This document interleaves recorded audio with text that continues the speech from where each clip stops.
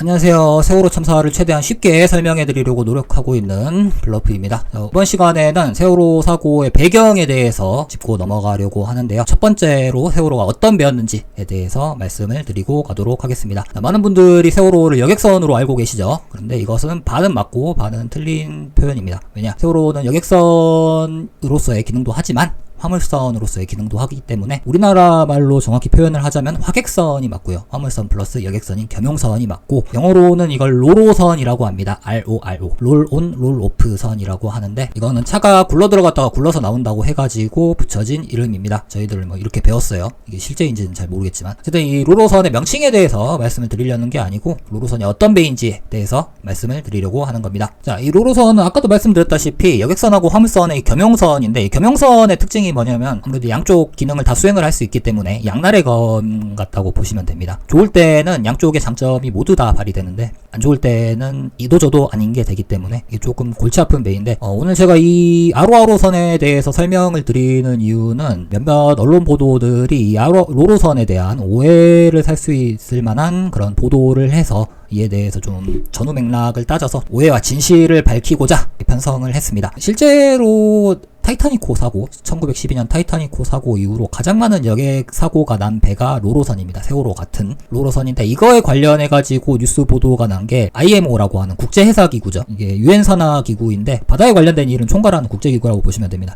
여기에서 로로선의 위험성에 대해서 경고를 했다라는 그런 언론 보도가 나왔어요. 그리고 이건 실제입니다. 로로선 사고 보고 목록을 보면은 20세기 이전에는 거의 10년에 한 번 정도 걸로 사고 보고가 항상 되었었고요. 다음에 21세기로 넘어와서도 그때부터는 배 숫자가 더 늘어나기 때문에 더 많은 사고가 보고가 되었습니다. 이건 실제예요. 언론 보도 내용을 보면은 구조적인 결함 때문에 위험성이 있다, 위험성을 경고했다, 이렇게 나옵니다. 실제로 이렇게 많은 사고 사례들이 있고요. 이것 때문에 IMO에서는 국제 규정을 만듭니다. 로로선에 대한 특별 규정을 만들어요. 그렇게 해가지고 적용을 시키려고 하는데, 문제는 뭐냐면 이 로로선들이 대부분이 내양선들이거든요. 내양선이라고 하는 국내만을 왔다 갔다 하는 배들이에요. 근데 이게 뭐가 문제냐?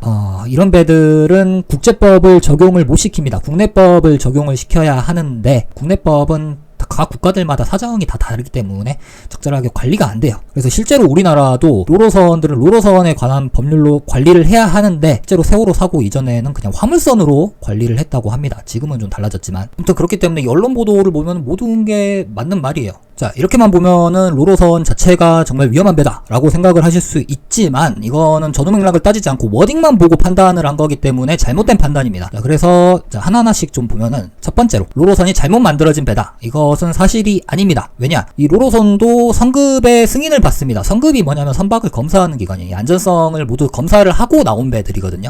특히 우리나라나 일본 같은 경우에는, 세월호도 일본에서 나왔으니까, 우리나라 일본 같은 경우에는 세계 8대 성급에 해당하는 성급을 가지고 있습니다. 세계 8대 성급이라고 하면은 미국과 영국, 독일과 프랑스, 이탈리아, 노르웨이, 그리고 일본과 우리나라밖에 없어요. 어쨌든 그런 곳에서 승인을 받고 나온 배이기 때문에 체적으로 결함이 있다, 이 말은 맞지가 않습니다. 자, 어떻게 생각을 하시면 되냐면 2층 버스 정도로 생각을 하시면 돼요. 2층 버스는 자체적으로 위험성을 내포를 하고 있죠. 어쨌든 간에 큰 차이고, 그 다음에 높기 때문에 무게중심도 위로 올라가 있죠. 그렇기 때문에 구조적으로 좀 불안정한 상태예요. 그럼에도 불구하고 우리가 이걸 사용을 하면 안 된다라고 생각하는 사람은 아무도 없죠. 왜냐? 2층 버스 자체에 문제가 있는 건 아니잖아요. 그죠? 자, 그리고 두 번째로 사망자가 많고 사고가 많다 하는 건데, 이것 또한 전후 맥락이 없어요. 비교 대상이 없다는 겁니다. 물론 실제로 사고가 많이 일어나기도 하고요. 사망자도 많이 나옵니다만, 솔직히 말해서 사고는 어선이나 화물선들이 훨씬 많아요. 사망자들도 거기서 대부분 나옵니다. 그런데 우리는 크게 터진 것만 기억을 하죠. 그렇기 때문에 이게 정말 위험하게 느껴지는 거예요. 자꾸 자동차에 비유를 하는데,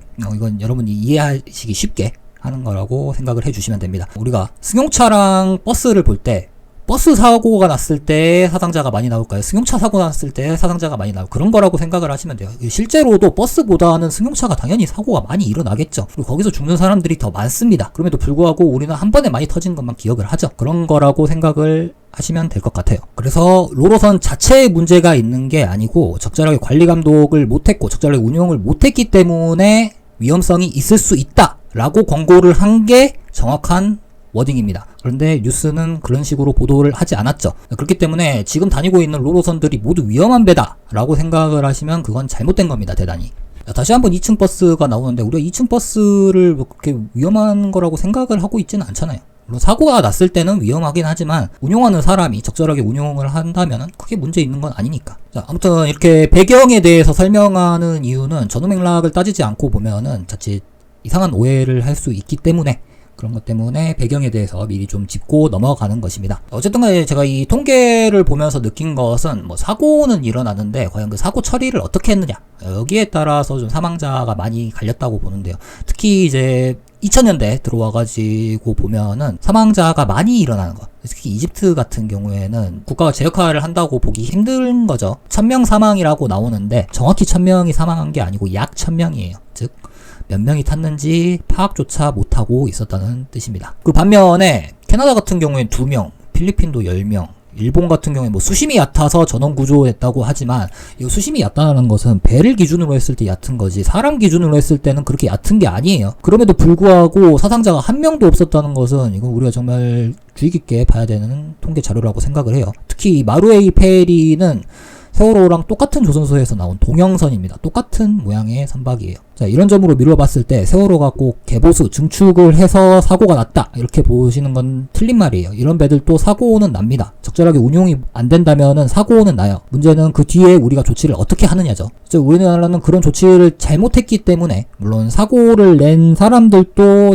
원인은 제공한 거지만 이렇게 사고가 일어날 수 있다라는 것을 봤을 때는 우리 후속 조치가 정말 잘못되었다는 것을 알 수 있는 사고라고 생각을 합니다. 자, 아무튼 이렇게 해서 롤로선이 어떤 배인지에 대해서 말씀을 드렸고요. 롤로선이 그 자체적으로 위험하다, 이런 인식은 잘못된 거라는 것을 알아두셨으면 좋겠습니다. 그럼 세월호도 아시는 분들은 아시겠지만 실제로 일본에서 18년 동안 운행을 했었던 배이고요. 우리나라에 와서도 개보수를 마치고 1년 동안 운항을 한 배입니다. 그래서 그걸 운용하는 데 실수가 있어가지고 사고가 난 거지 자체적으로 결함이 있었다라는 것은 약간의 오해일 수도 있어요. 자, 아무튼 이번 시간에는 롤로선에 대해서 설명을 드렸고요. 원래는 배경을 좀 한편에 해가지고 좀 몰아넣으려고 했는데 이거 건드리면 저거 튀어나오는 식이어가지고 한 3부 정도로 나눠야 될 것 같습니다. 그래서 다음 시간에는 세월호의 도입 배경과 이 세월호를 운영한 선사인 청해진 해운이 어떤 곳이었는가에 대해서 알아보고, 그 다음에는 세월호가 사고난 해역은 어떤 곳이고 어떤 특징이 있었는가에서 다뤄보면서 배경을 어느 정도 좀 짚고 그 다음에 사고 원인으로 넘어가도록 하겠습니다. 첫 영상에서 말씀드렸다시피 혹시라도 이해하시기 어려운 부분이 있다라든가, 또는 뭐 제가 잘못 전달해 드린 점이 있다라든가, 이 점에 대해서는 조금 더